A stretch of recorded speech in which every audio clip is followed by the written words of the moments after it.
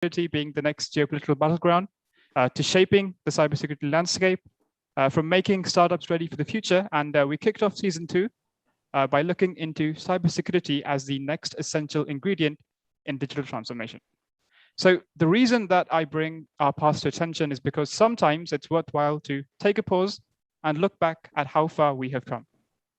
And that actually brings me to the theme or the topic of today's discussion. Reminiscing on the past, can the next breach be prevented? So joining us today for today's discussion, we have 3 amazing panelists. We have the head of information technology at Lion Brewery PLC. We have Amar Ekanaika. We have the chief executive officer of TechCert Sri Lanka. We have Mr. Dilip Balatsara. We have the senior manager of network infrastructure security and compliance at ITX360 Private Limited. We have Sithira Vanyarachi. And as always, we have the amazing moderator of Opinion Unlocked, the director of Layer 7 Seguro Consultoria. We have Sujit Christie. So I'd like to warmly welcome each and every one of you to today's show. And also like to remind everyone that today's show is live simultaneously on LinkedIn, YouTube, Twitter, on both the, and as well as Facebook, on both the Articulate and IIT pages alongside as well. So with those intros out of the way, I believe I can leave the rest of tonight's conversation in the safe hands of Sujit. So with that said, Sujit, over to you. Thank you, Rasular. Thank you for that warm introduction. So I'm not going to introduce the panelists. So great to have all of you, Sithira, Latsora, and Amma. Thank you for your time. And we did have a preliminary discussion, but I don't think we spoke anything about what we're going to talk about today. So it's been an eventful 18 to 24 months for most Sri Lankan companies, and not just the companies, but for every single individual. But I think today we are in a juncture where we are looking at bringing people back into the office. So I guess globally, everybody is talking about hybrid, and there are different flavors of hybrid, right? So some companies are talking about 25/25, right? I mean, this is something I just overheard on a news channel, NDTV, I was talking about, which TCS is trying to adopt in India, where they're saying 25% of the people will work in the office for the 25% of the time, so on and so forth. So these challenges, or I would call them a challenge, because today, I guess what we are also seeing is rather than people seeking for work, people are also looking at balancing their time, which in my mind is a huge challenge for the CIOs and the CISOs. So we've also heard several breaches in the past, right? I mean, there were so many last year, and we heard some of them until last 3 months. It's been relatively quiet in the last 30 to 60 days. So I want to hear from you, Amma. What do you see as what has happened in the past? I just want to understand, what did you see as head of technology, CIO, the role you've been playing in your industry?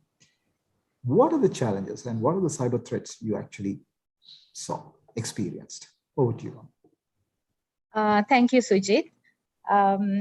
Firstly, I think driven by political, financial and personal motives, cyber attacks targets states, companies, and individuals.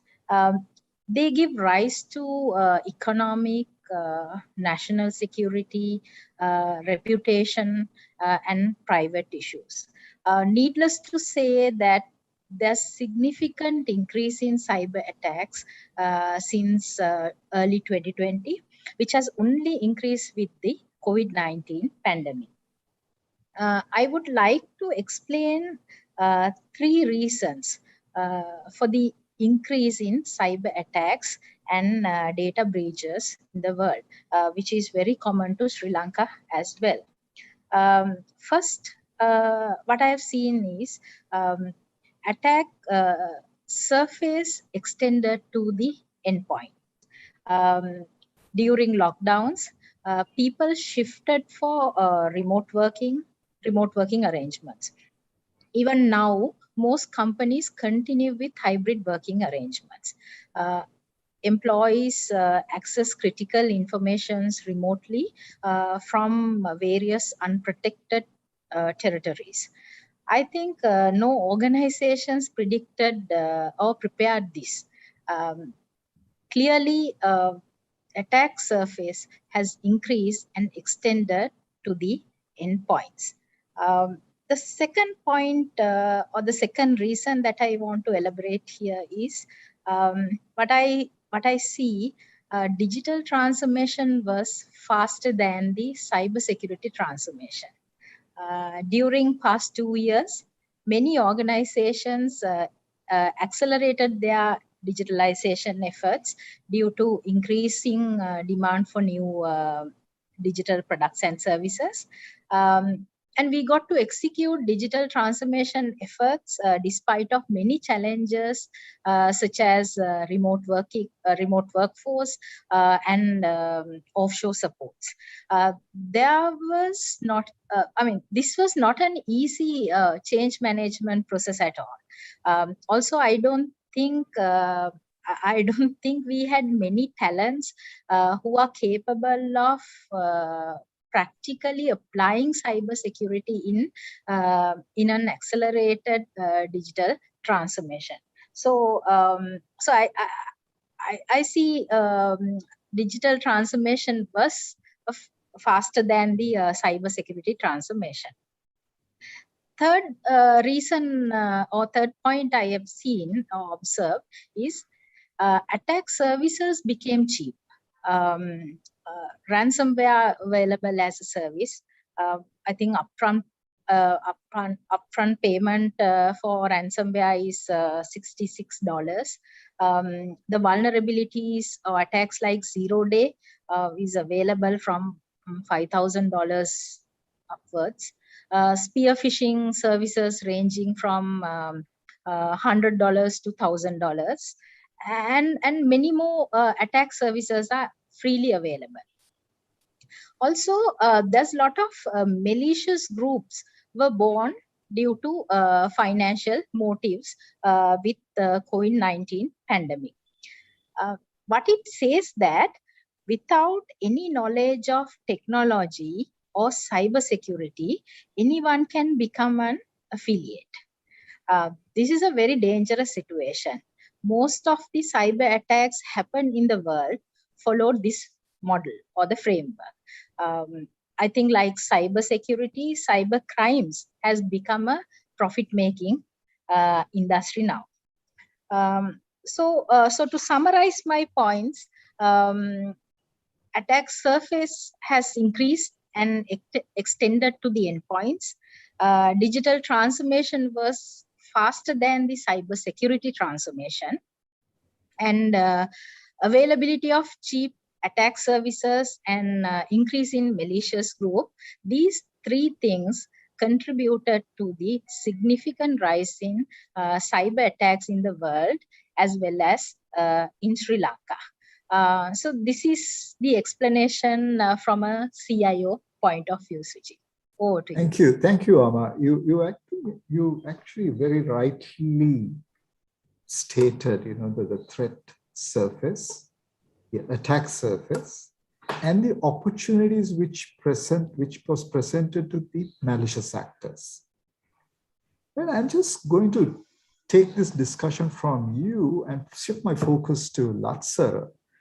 I mean, Ama very beautifully elaborated, what are the services available, the price points, and how people are doing. And I think all of us are aware that ransomware as a service was thriving.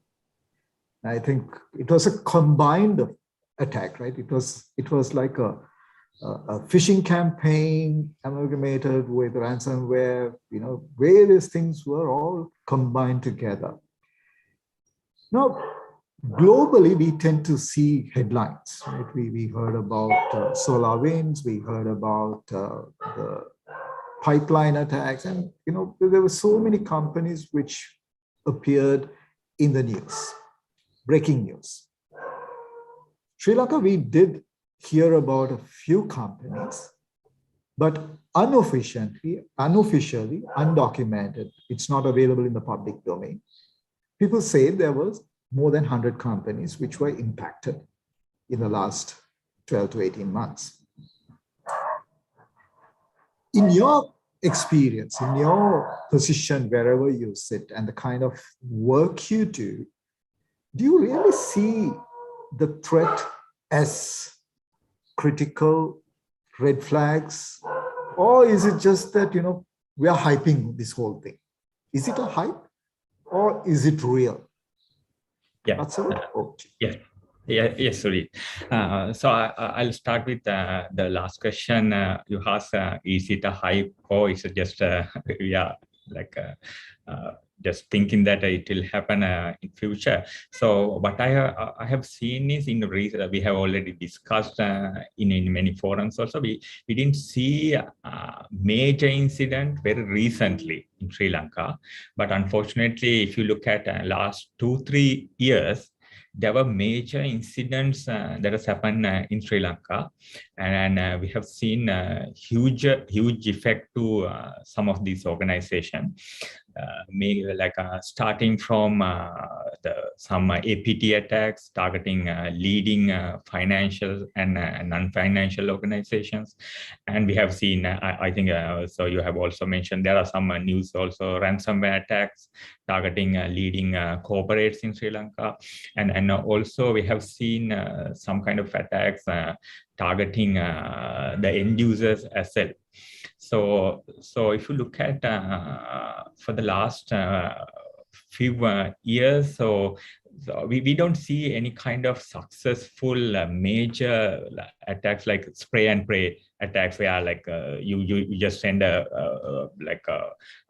large set of emails to end users, and you are able to do some major incident, because what I have seen is fortunately most of the Sri Lankan organizations understood that they have to spend money on cybersecurity and implement some controls, but unfortunately, if you look at the successful APT attacks, they have the attackers have done major damage to the organization, and we have seen that in some of the investigation where attackers were able to get up to the level of accessing the domain controller. So it's same as you don't have, so you have full access to anywhere you want. So and also we have seen in some cases due to negligence also some major incidents happen. Like for example, there was some incident that some administrators download something to the network without understanding that this is a very critical network, that they should not directly download anything to that network.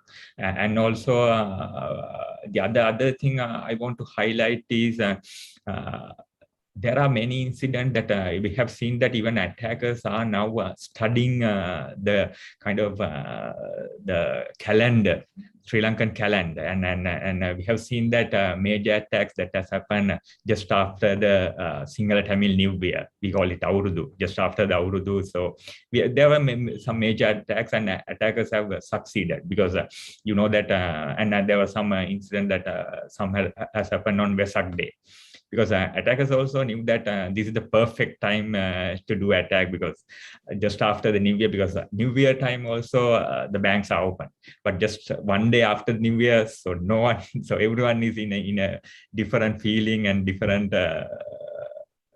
Sometimes they move away from Colombo, and doing the incident response in that time is also very tough for an organization like us as well, because sometimes people are not there in the organization, and so we have seen kind of issues, but not very recently, and very recently what we have seen is there's a kind of a DOS attack that has happened in Sri Lankan organization, but still we don't know the motive of that attack, because what I have seen is earlier time is attacker is always want to hide himself inside the organization and collect much of the information.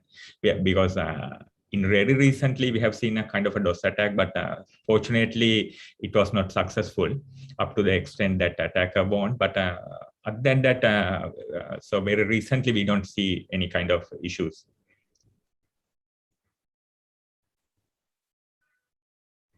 So you gave various indications, right? So I mean, what I heard, keywords, right? So we are not seeing any attacks in the last few weeks, I would say, but otherwise there are, right? So what I'm hearing from you and Amma is definitely endpoints are being targeted. That means individuals in an organization are being targeted.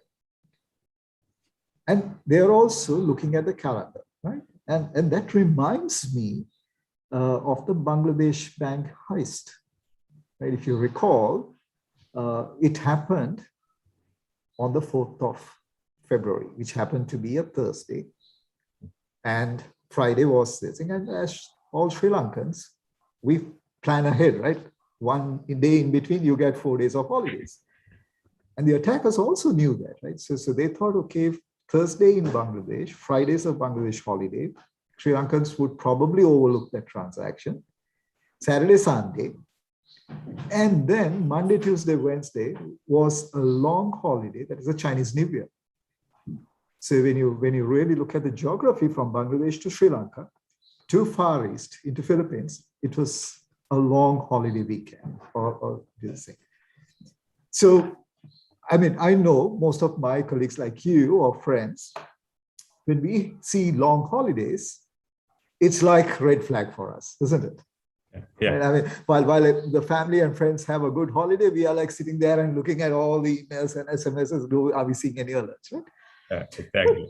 Yeah. So while I acknowledge, you acknowledge this, but the question I have for Sithira, Sri Lanka is a very tiny country.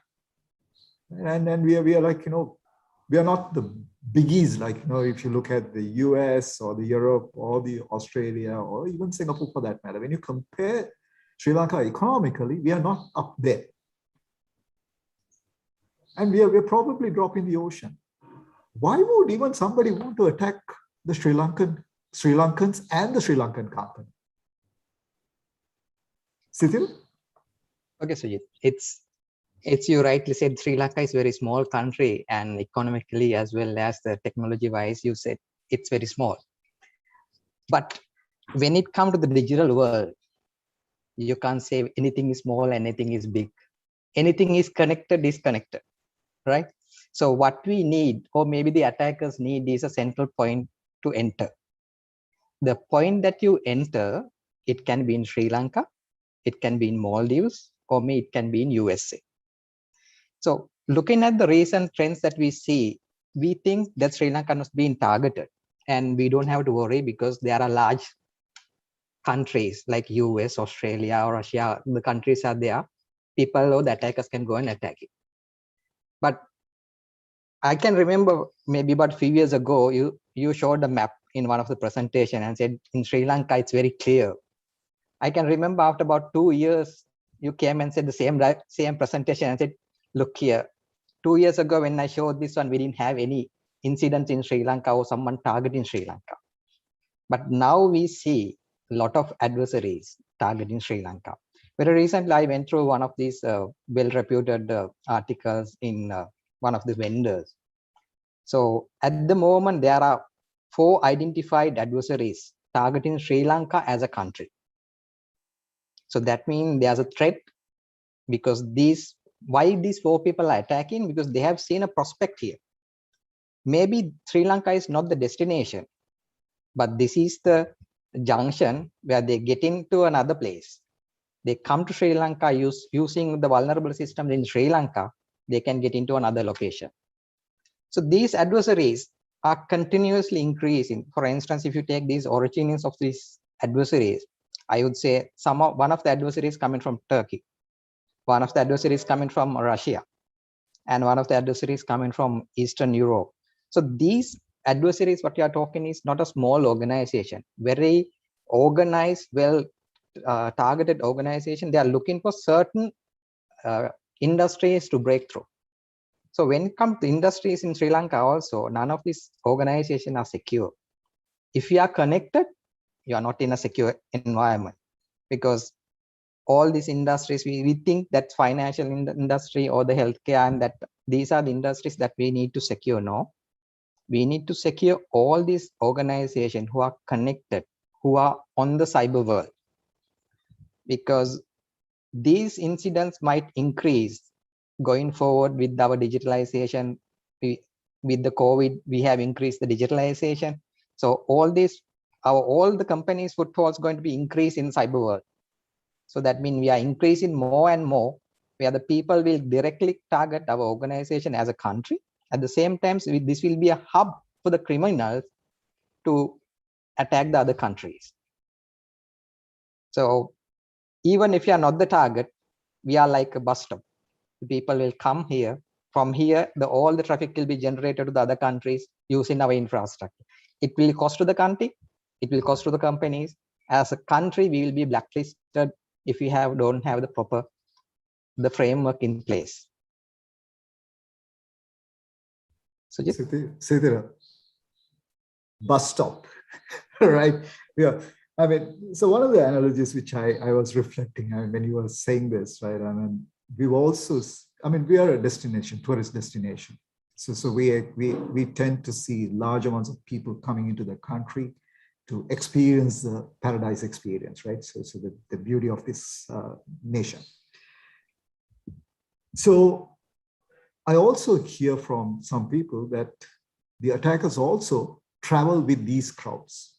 Now, I remember 2019 when I was in Kathmandu for a conference, and the very next day, or the previous week before I arrived in Kathmandu, there were attackers at the ATM, physically present. They were just collecting monies into their bags and just walking away.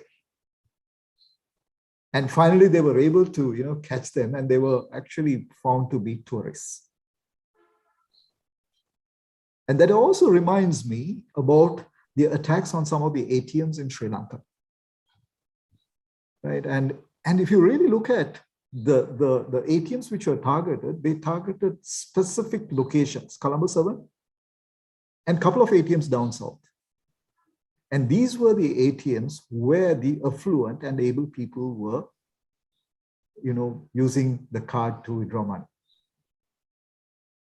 So going back to the point which Latsara mentioned, they study the calendar, but they're also studying the behavior of the people. And they move with the crowd. So that's becoming a challenge. So being small is not something we should ignore, but being connected is a cause for concern. That also reminds me that several years ago, when we had the WannaCry ransomware attack, it hit the shipping industry the most, right? MERS line was impacted. And it had a global impact for that organization, right? I mean, if you read about them, they're probably the largest shipping line, and they moved the largest amount of cargo. They were down. So, Latsara, I'm just trying to refocus this conversation to you. Organizations are investing in technology. So much of technology is being introduced into the network to prevent attacks. Then how come the attackers are still able to compromise? Latsara? Yes, Sujit. So you have asked the correct question. So a lot of people have the same issue. Why a lot of organizations are spending a lot of money on these technologies as well as controls? Why still organizations cannot protect themselves? There are a few reasons. When we are also doing investigation on these incidents that has happened in Sri Lanka, what we have seen is most of the issues are not because they don't have these controls, or because they don't have necessary technologies in the organization. That is mainly because they don't configure it properly. if you look at some of the incidents, or what we have seen is, so there are a lot of firewalls in the network. There are a lot of other levels of controls in the organization, but it is not configured properly that in the way that it can protect the organization. For example, still if you go back and look at some of the organizations, still you will find open rules in the firewall. We call it any-to-any rules, and still people are not thinking about the possibility of attacker coming through that network, and there are a lot of open segments and unprotected systems in the network, and also people are using a lot of legacy systems in the network where sometimes they cannot upgrade the system to protect from these vulnerabilities or exploitations. And also the other reason what I have seen is sometimes they have properly configured. Also, if you look at some incident, actually we have seen that they have properly configured SIEMs. They have properly configured. They have already spent a lot of money on corporate level antivirus solutions or EDR solutions, but it already identified the issue, but there's no one to look into those systems and identify this is happening and take actions. Because in the investigation, when we ask people to go through the SIEM or go through your corporate antivirus solution and let us know whether there's suspicious activity in these days, then they come back to and say, okay, so VirusGuard has already detected this rat in 1 month back, or SIM already identified kind of a suspicious activity 2 weeks back. But there's no one to look at those systems and take actions. And also sometimes even if they have some people, they don't have necessary knowledge to identify or select it as a critical issue and take actions. So sometimes it's a part of a normal standard alert that they just ignore, or they think these are just a standard. Because if you look at any organization, you can see a large number of alerts on antivirus solution. Then actually, so people tend to see miss those issues as well. The other issue what I have seen is the organizations are not think of the layered security, because they are focusing on a one layer of security. Because I have seen in many cases where people think that if you have a firewall, you can protect most of these attacks. And also sometimes people are rely on EDR solutions, and then if it supports virtual patching, they think that they should not focus on patching the system. So once this single layer fails, there's a huge number of vulnerable system in the organization. The attacker can do a lot of damage to the organization. These are some of the issues that I have seen. This is not because, as I correctly mentioned, this is not because people don't spend or don't have technologies. This is mainly because how they use it, or they don't have necessary people or resources inside the organizations to look into those controls as well. Aksara, you made several points here. You spoke about people. You spoke about processes. So you're talking about competency, mapping to the processes. So we need to have a robust process. And what I'm also hearing from you is people are willing to, the companies, the boards are willing to invest, right? But then on one hand, we are seeing a lot of noise which are being created by these technologies, right? Be it an EDR, be it an SIEM. And you also spoke about layered security, right? While you talk about layered security, and the world is now talking about no trust, zero trust. So putting all these things together, I'm going to ask you, Amar, picking up from all what Aksara said, right? Both are willing to invest, technologies are available, people are saying, on one hand, people are saying, okay, let's consolidate the technologies. But some people are saying, layered security, you have multiple products which you deploy. What would your take be to advise a board the approach they should take to optimize their investments? Amma? Thank you, Sujit, again. I think what we are hearing from Latsara and you again, I don't think technology alone can prevent cyber crimes. What we need to realize that cyber security has become a significant tenet of corporate operational risk management. Organizations should equip with the right tools, capabilities, adequate capacity, and processes to mitigate cybersecurity risk.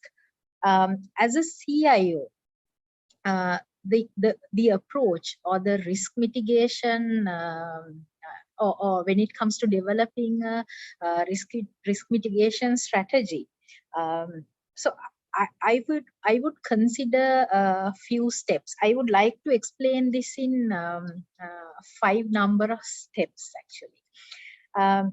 Firstly, I think we need to understand the threat landscape and the current security posture of the organization, which is very, very important, because risk mitigation methods, investment will depending on this. I mean, consider when we are doing this, consider work arrangements. As you correctly mentioned, we are now on a hybrid working arrangement, and current and future technology investments, and also collaborations. We are not depending on perimeter security anymore. And our collaborations, our interactions, not limited to our employees or few privileged users in the organization. So we collaborate with outsourced staff, and we have vendor managed infrastructure and application services. Therefore, we cannot follow traditional risk assessment and risk treatment methodologies. So this is point number 1. Understand the threat landscape and current security posture in the organization to build a business case for the investment. Secondly, when it comes to cybersecurity investments or the optimization, I would say we have to assume breach and have plans for recovery and to build resilience in our systems. This is very important. A lot of our decisions alter based on this when we assume a breach. I think with the board of directors and the management, we need to agree on things that we do not want to compromise in the business. For example, say compromise of a customer database. What are we going to do about it? Do we have processes, tools to alert the risk, or how are we going to respond to it? If we have assumed this breach, we should have equipped with immediate answers to these questions. One thing I think just wanted to warn everyone, in case of a cyber security incident, we have very little time to think and react to it. Therefore, assume breach and having preventive measures and recovery strategies are crucial. This pillar we need to consider when it comes to building a business case for any cybersecurity investment. Third important point that we need to consider is build awareness and create cybersecurity culture within the organization. Cybersecurity is not a project or an assignment. it is a culture that we need to build in the organization. Humans are still the weakest link in any organization's digital security system. People make mistakes, forget things, and fall for various fraudulent practices. That is where cybersecurity awareness comes in. The message and the awareness programs and the tools we need to align and need to be shared, and the culture need to be created in the organization, is that cybersecurity is everyone's responsibility. It is not CIO or CISO's responsibility, or responsible for the management or the leadership team or the board of directors. Is very important. Thirdly, fourth point is when it comes to investment on any cyber security investment, follow a proper framework. I mean, you also spoke about zero trust. I suggest we will have to consider and evaluate frameworks such as zero trust, MITA, when developing cyber security strategies. Fifth point is, I think Latsara spoke about on this, and I will relate this point to what Latsara explained about misconfiguration of tools and poor patch management, and we are not optimizing the tools that we have in the organization right now. It's not about investing on world's best technology or the capability. It's all about how you utilize technology, tools, capabilities to overcome the cybersecurity risk. So as a CIO, I would advise and I would consider these 5 points when it comes to developing risk mitigation strategies or risk treatment and risk mitigation strategies in an organization. Over to you, Sujit. About 5 points, right? Good takeaways for everyone, right? So there are a few interesting things I just want to pinpoint and talk about. In your explanation, you spoke about culture, right? You also said that security is everybody's business. Now, how do organizations create this culture? That's something I guess is a big challenge for everyone. You also spoke about fraudulent activities by the malicious actors. Why do people fall prey to such fraudulent activities? Is it so enticing that they can't resist clicking on that link or the attachment, right? So is that something to do with the culture? The next thing which I also made note of, you said assume breach, right? Earlier, I think before the pandemic, we always said, okay, there are only 2 types of companies which they say that they haven't been breached, and the other one, they have breached that they do not know. But it is more or less the same. We are saying now everybody is breached. Are we aware? That brings us to an observation both Sithira and Latsara mentioned about configuration issues, noise which is being created. In the context, how quickly can you detect? The mean time to detect. And you also mentioned that we have very little time to respond, mean time to respond. Now, there's so many things we have discussed in the last 40 minutes, approximately 40 minutes. Sithira, I'm going to ask you the most difficult question, right? I mean, we talked about the problems, we talked about the challenges, and we also have solutions, right? You know, Ama and Latsara also spoke about the things which organizations can do.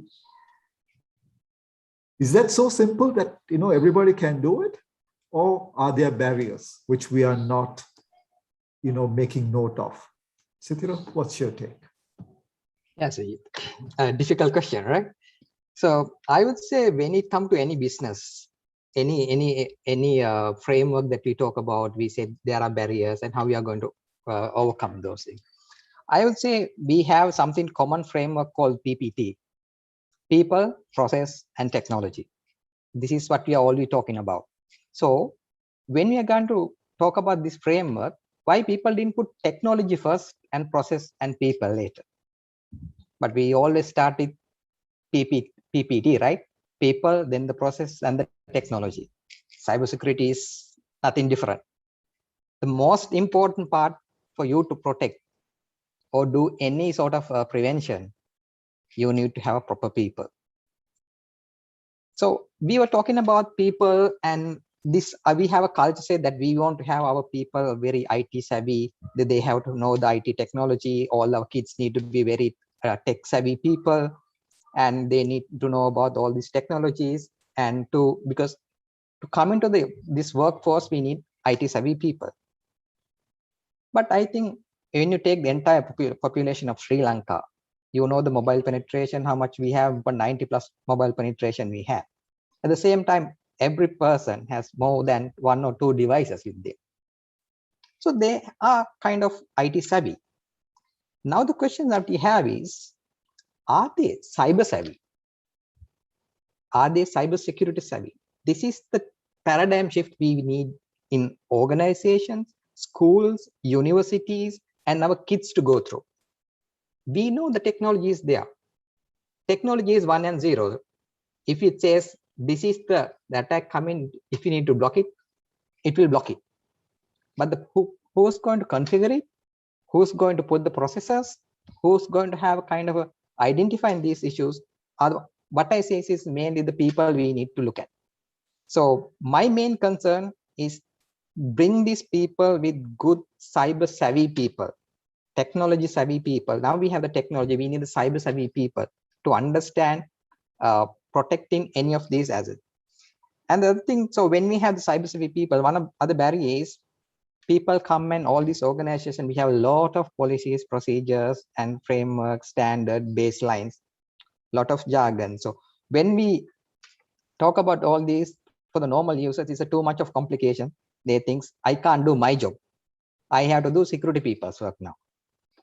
So we need to have whatever the policies, procedures, more in a way that arrange in a way that is easily can get digest to the normal individual, as well as they can apply it practically. It's like we can say that we know about cybersecurity, but if you do not practice it, no point of having that knowledge. So it's like all the awareness that we go through, maybe all these cybersecurity teams, they are sending flyers educating you, saying, okay, there's a incident can happen. There's something called clickjacking. There's something called phishing. There's something called spear phishing. So they go to nitty-gritty detail and explain it. But are you grabbing anything? And are you applying anything, at least to protect yourself? Just think yourself as information asset. You are an information asset. Are you protecting your assets? Just forget about the organization and protecting about the larger picture. If you protect your assets, information that you have within you, or maybe you have control of, if that is been applied to all these individuals, you are already having a huge army of cybersecurity people who protecting your organization. So one thing that we need to go for the break that barrier of minds, saying this is not security team's responsibility. This is my responsibility. Let's do our part for the security. We have to do a little bit work to protect our information. That's it. Then we have the cyber hygiene, because now we see with the digital adaptation, we have a lot of people went for cloud. Have we evaluated these multiple clouds? Now we are working from home. We have Azure, AWS, we have different cloud security infrastructure. Because we want to be digital savvy, maybe digital inclusion, we went ahead and adapted all these security technologies. are these technologies are secure? Yes, it can do the business resilience. Business is resilient. Are we cyber resilient? Now we have to think of, okay, even if you have gone for cloud security, cloud platform, now there's no way of coming back because your business has to continue. Let's at least think now and think about your digital footprint in the cloud and work from home environment. And those are the barriers now we see in recent past, because we have no barriers now. We don't have our organizational barrier. It's broken. It's now everywhere we need to give the protection. So IT team, business team need to sit together and see whether we are moving from the on-prem data centers to the cloud data center. It's fine. Let's move on to the cloud data center. Are we going to adopt all the cloud services, Oracle, Azure, or any other service? What we can do is think 1 or 2 services as best solution, secure that platform. Because if you are going to put all these control, firewalls, perimeter firewalls, whatever things in that cloud environment, you won't be able to secure it. So what you need is to identify and secure in that area. Another point that I can mention, Sujit. So we are talking about the technologies. Technologies, when you talk about technologies, people say, if you spend a lot of money and put advertisement on the paper and says, this particular company went ahead and implement the next generation, maybe firewall or antivirus solution. Will that secure? No.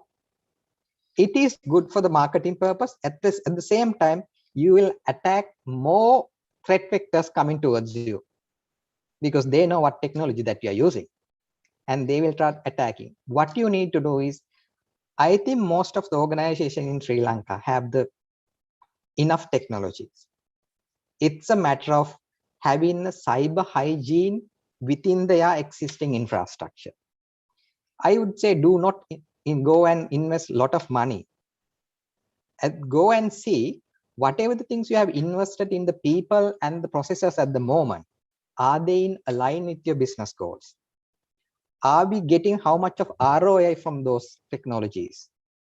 If you are not getting ROI, and we have to think, okay, what you can do next? These are some few things that we need to consider. And the other thing, we have a big gap, as Amar also mentioned, that says we are going to talk to the management and explain the cybersecurity impact it will have to the organization. We need right technologies, the money it will cost. So everyone need to remember, it's not about technology that we are implementing. It's kind of a cultural change that we need from the people, from the top person to the lowest level. We need the same level of hygiene. There's no exclusion, even if the group CEO, even if the group chairman, even if from the normal tech user who's accessing, we need to have that strict control, kind of evaluate and say, need to know basis, give that information. Because once it's breached, you cannot go and pinpoint to someone, say, because of you, we got breached and now we are going to sack you. It's no point. Because you are being breached, the blame will come to the organization. So these are the communications barriers we have. Another thing that we need to look at is, do we have correct cybersecurity resources advising the board? Is there someone in the board who can understand these technologies? Is there anyone who can understand the cybersecurity risk and convert and give it into the business term to the board and say, okay, because of this technology, this is what it can happen. If you can do this basic areas, because these are not money matters, most of the people matters. So if we can look at this cyber surveillance, basic IT hygiene within your organization, and push the people to correct mindset, as well as adapt, as this cybersecurity is everyone's responsibility. If we can break these barriers, as well as when you are going ahead with all these new adaptations, are we doing correct risk assessment? This risk assessment information being correctly being presented to the IT committees, maybe your steering committees, as well as board. If you are not doing that one, it's something we said, things that we don't measure cannot improve because we don't know where we will stand. So we need to do it, measure it, then report it. Then only you can have a reevaluate and see whether we are going in the correct direction. If we can break these barriers, these are the few things that we need to look at. One more thing to add it to Latsara's comment about these attacks happening. So when you say attack, so we say behind every attack, there's a person. And I would say behind every attack, there's a person sitting. At the same time, if there's every breach, there's a person sitting in front of them, because he's just monitoring and he has not taken any action. He has not done this, put his cybersecurity savviness and do the configuration properly. Or he has not done the evaluation on time and alerted the correct person on time. So at the same time, these are the things that we need to look at. These are simple barriers that we need to break. I think we can do that, breaking the barriers with all these people around us. Or do you see it? So there are lots of barriers, right? For me, the biggest barrier which stands out is people. Attitude, culture, behavior, right? You can give it any name. And even when I was actually, putting the program together, there was one song which was ringing in my head. When will we ever learn? You heard that song? Right? There's another song, right? Where have the flowers gone? Where have the fragrance gone, right? I mean, reflect on it. But I can't sing on this program because, you guys will fall asleep. So I just want to focus back to this conversation. So you also spoke about the importance. I don't think I would take it as a barrier, but I guess we need people who can actually articulate in very simple terms, both to the businesses as well as the boards. Right? And I don't think the tech jargons are going to help anything. And the other important thing, which I also kind of, made out of this whole discussion is technology is not a challenge. Technology is not a barrier. Right? It is the people again, right? How we manage that technology. Process is not a challenge, but it is again, do people adhere to the processes? Do they define and adhere to that? Do they comply to the processes? So I think we are about 16 minutes to wrap up this, not even 16 minutes, 6 minutes to wrap up this event or the webinar. So I'm just going to quickly, go back to Latsara and ask this one single question. Very soon, in a few days from now, we will start hearing the Christmas carols being played in every organization, right? If we have the ability to, go back into the office, then probably people will start having the choir practices, or otherwise they would probably have a virtual carol service, which also means we are headed to a holiday season as well, right? So that means somebody is looking at how we as Sri Lankans are going to celebrate Christmas and the New Year. What is your advice? What is that one or two things you would want the audience to take note to take into 2022? Latsara? Yeah. So I would say, so we have discussed a lot of things about these attacks and how to prevent. And Amma and Sithira has mentioned a lot of things like the configurations and improving the security. And also you have mentioned a very good point, zero trust security, because that is very important when it comes to the working from home environments and other the cloud security environments. So what I want to tell people is, so we know a lot of things how to protect and how we should protect our organization, but we now it's time to focus on if something happened, whether we have enough systems to gather this knowledge and improve our security. So we call it a forensic friendly environment. I think that is most of the organizations are now focusing on protecting their environment and focusing on make sure the attacks effect of attack is minimized. But in the same time, they have to understand that whether their systems are forensic friendly. For example, whether if something happened, whether they have enough systems to capture those data and take actions later. Because in our investigations, what we have seen is in most of the time, so we were fortunate enough to identify issues, but in the some cases we have identified that people doesn't have enough details available in the organization, where they don't know how it has happened. They know what has happened, but unfortunately they don't know how it has happened.